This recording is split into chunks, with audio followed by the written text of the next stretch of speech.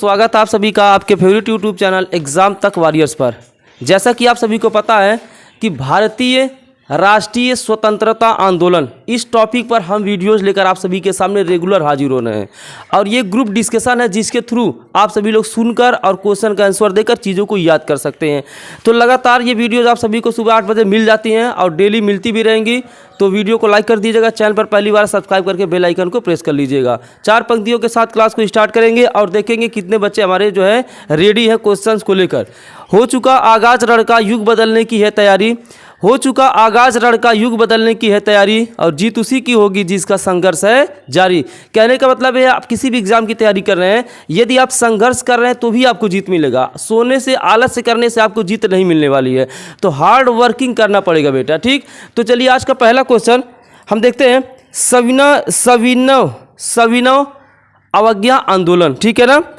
सविनय अवज्ञा आंदोलन कब शुरू हुआ था? सविनय अवज्ञा आंदोलन 6 अप्रैल 1930।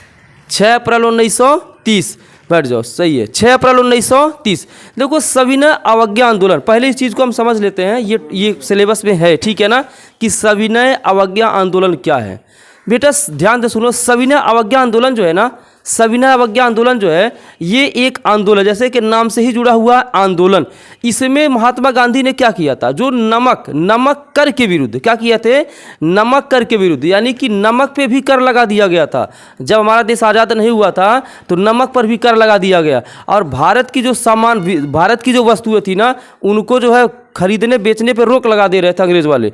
तो इसके खिलाफ जो है महात्मा गांधी गए और इसमें 11 सूत्रीय मांग रखे। मतलब 11 सूत्रीय मांग का मतलब ये हो गया 11 मांगों को रखे कि हमारी ये मांगे क्या होनी चाहिए? पूरी होनी चाहिए। लेकिन वो मांगे पूरी नहीं हुई, इसके विरुद्ध वो चले गए 78 अनुयायियों के साथ। अनुयायी क्या होते हैं? जो उनके चाहने वाले थे, ठीक है ना। तो 78 लोगों के साथ वो यात्रा पे शुरू कर दिए और उसमें क्या हुआ? सविनय अवज्ञा आंदोलन में लोग क्या किए? लोग बढ़ चढ़ कर हिस्सा लिए और विदेशी जो सामान था ना उसका बहिष्कार कर दिए। क्या किए? विदेशी सामान जो भी आ रहा था उसका क्या किए? बहिष्कार कर दिए कि विदेशी सामान हम नहीं पहनेंगे, ठीक है ना, या फिर विदेशी सामान हम नहीं खरीदेंगे, स्वदेशी अपनाएंगे। क्या अपनाएंगे? स्वदेशी अपनाएंगे। और यहाँ पे बहुत सारे धरना प्रदर्शन हुए, बहुत सारी चीज़ें हुई, ठीक है ना। और ये जब खत्म हुआ सविनय अवज्ञा आंदोलन तो गांधी इरविन समझौता भी हुआ था। गांधी इरविन समझौता हुआ, उसके बाद ये खत्म हुआ। और उसी समय मंगल पांडे को फांसी देने वाली थी। ये सुभाष चंद्र बोस और ये राजगुरु सुखदेव को फांसी कब दी गई थी? कौन बताएगा? भगत सिंह, सुखदेव और राजगुरु को फांसी कब दी गई थी? तो बता देते हैं 23 मार्च 1931 को। क्या होता है? 23 मार्च 1931 को फांसी दी गई। और उसी समय ये सविनय अवज्ञा आंदोलन का भी दौर था। तो महात्मा गांधी चाहते तो उस पर प्रस्ताव रख सकते थे कि भगत सिंह, राजगुरु और सुखदेव को फांसी से रोक दिया जाए, लेकिन वो महात्मा गांधी इस पर विचार नहीं किए और उनकी फांसी नहीं रुकी। वो चाहते थे, प्रस्ताव ला सकते थे, मतलब अंग्रेजों के सामने इस चीज़ को रख सकते थे कि इन तीनों का फांसी ना हो, लेकिन फांसी पर वो मतलब महात्मा गांधी कुछ नहीं बोले। और जिसके वजह से देश में आंदोलन भी हुआ। मतलब बहुत लोग खिलाफ हो गए महात्मा गांधी के, कुछ लोग कि बताओ यार, अभी जो है खिलाफ ये हो गए कि अभी बताओ महात्मा गांधी को जो है कम से कम ये तो कहना चाहिए कि इन लोगों को फांसी रुकवा दें, लेकिन फांसी जो है नहीं रुकी। ठीक, तो नेक्स्ट क्वेश्चन की तरफ आते हैं। भारत छोड़ो आंदोलन कब शुरू हुआ था? चलो, भारत छोड़ो आंदोलन 9 अगस्त 1942।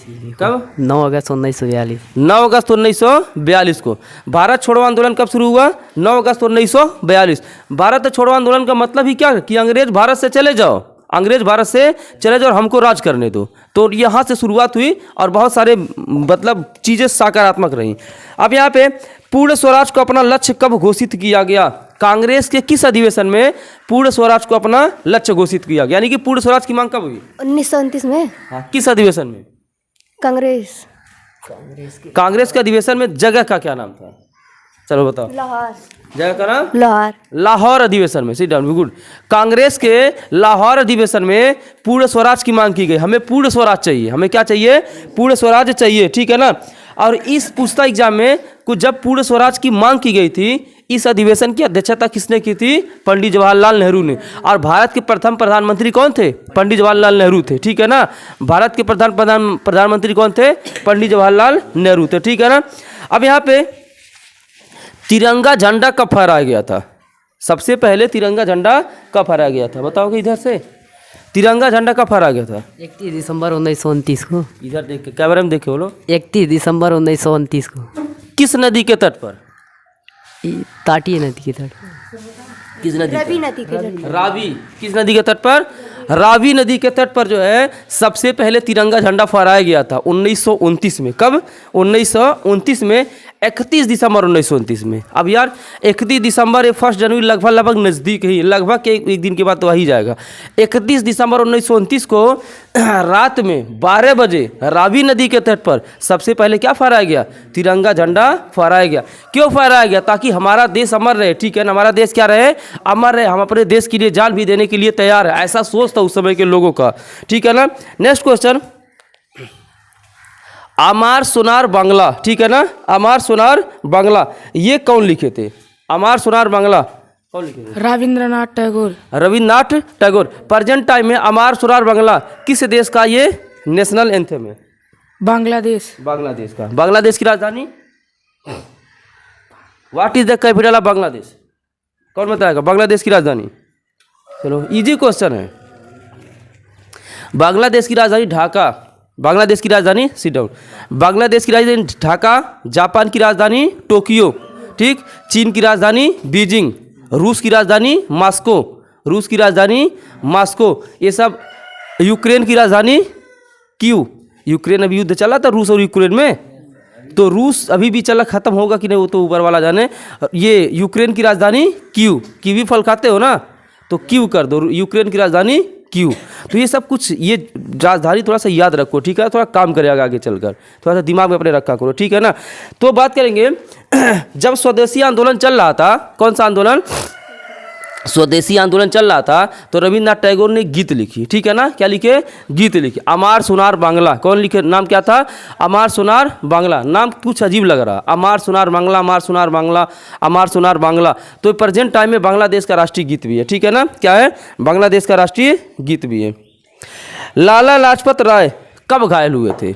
मतलब किस कंडीशन में घायल हुए थे? चलो, लाला लाजपत राय किस सन में घायल हुए थे? क्या चल रहा था उस समय, बताओगे? 30 अक्टूबर 1928 में। क्या हो रहा था उस समय? सही है, 30 अक्टूबर 1928 में, सिट डाउन। 30 अक्टूबर 1928 में साइमन कमीशन भारत आया था ना, बताया था उस दिन, साइमन कमीशन भारत आया था। तो साइमन कमीशन का विरोध कर रहे थे ये सब, क्या कर रहे थे? विरोध कर रहे थे। उसी में लाला लाजपत राय क्या हो गए थे? घायल हो गए थे, ठीक है ना।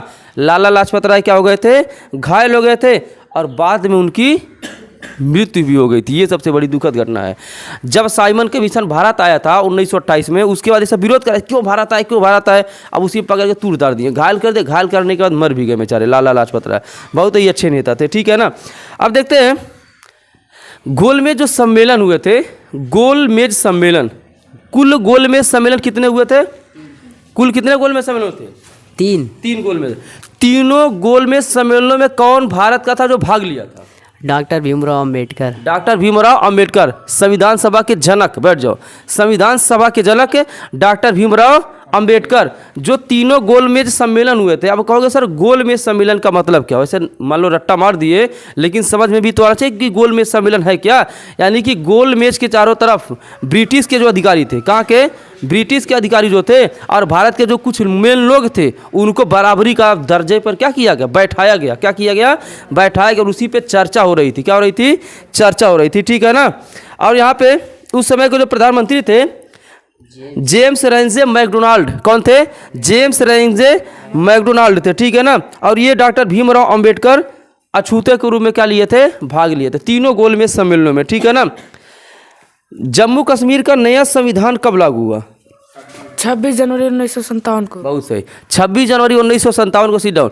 26 जनवरी 1957 को जम्मू कश्मीर का नया संविधान लागू हुआ, ठीक है ना। नेक्स्ट क्वेश्चन, भारत पाकिस्तान के मध्य शिमला समझौता कब हुआ था? चलो बताओ। 2 जुलाई 1972 को। कब? 2 जुलाई 1972। हाँ, भारत और पाकिस्तान के मध्य शिमला समझौता 2 जुलाई 1972 को हुआ था, ठीक है ना। अब आते हैं, एक और समझौता हुआ था जो एग्जाम में पूछता, ताशकंद समझौता। कौन सा? ताशकंद समझौता। ताशकंद समझौता के बारे में बताओ, बताओगे? तुम बताओ, चलो। ताशकंद समझौता क्या है? इधर देखकर। 10 जनवरी 1966 और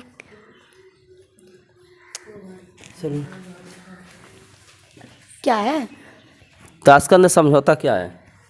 ये लाल बहादुर शास्त्री और पाकिस्तानी अपुन के साथ हुई थी। अयूब खान के साथ हुई थी। तो पाकिस्तान के जो वहाँ पे अयूब खान थे पीएम और भारत के जो पीएम थे लाल बहादुर शास्त्री, इन दोनों के बीच क्या हुआ था? एक समझौता हुआ था। क्या हुआ था? समझौता। Seat down. यही है ताशकंद समझौता। ठीक है ना? क्या था? ताशकंद समझौता। अब यहाँ पे लॉर्ड इरविन के समय ये एग्जाम में पूछता है पूर्ण स्वराज की मांग किसके समय की गई? तो लॉर्ड इरविन के समय। किसके समय? लॉर्ड इरविन के समय। देखो यहाँ पे एक डाउट आ जाता है, गवर्नर जनरल, बंगाल का गवर्नर जनरल पूछता है, वायसराय पूछता है तो ये चीज़ें क्लियर नहीं पाती, ये सब है क्या? ठीक है ना? बंगाल का गवर्नर जनरल, वायसराय, अंग्रेजी वायसराय, ये सब क्या है? इसका एक हम वीडियो लेकर आएंगे प्रॉपर रूप से, तब चीज़ें समझ में आएंगी। ठीक है ना? नेक्स्ट क्वेश्चन है साइमन कमीशन की नियुक्ति किस सन में हुई? अब देखो साइमन कमीशन की नियुक्ति किस सन में हुई? तो 1927 में। कब हुई? 1927 में। और डांडी मार्च कब हुआ? 1930 को। कब हुआ? 1930 को। और लॉर्ड इरविन समझौता 5 मार्च 1931 को। बार बार ये क्वेश्चन बता, एग्जाम में पूछा जाने वाला क्वेश्चन है कि लॉर्ड इरविन समझौता कब हुआ? तो 5 मार्च 1931 को। कब हुआ? 5 मार्च 1931 को। और प्रथम गोलमेज सम्मेलन 1930 को। कब हुआ था प्रथम गोलमेज सम्मेलन? 1930 को। ये सब चीज़ें क्वेश्चन है, याद कर लेना। ठीक है ना? बारदोली सत्याग्रह क्या कब हुआ था? चलो बताओ। अक्टूबर 1928 को। बारदोली सत्याग्रह हुआ था अक्टूबर 1928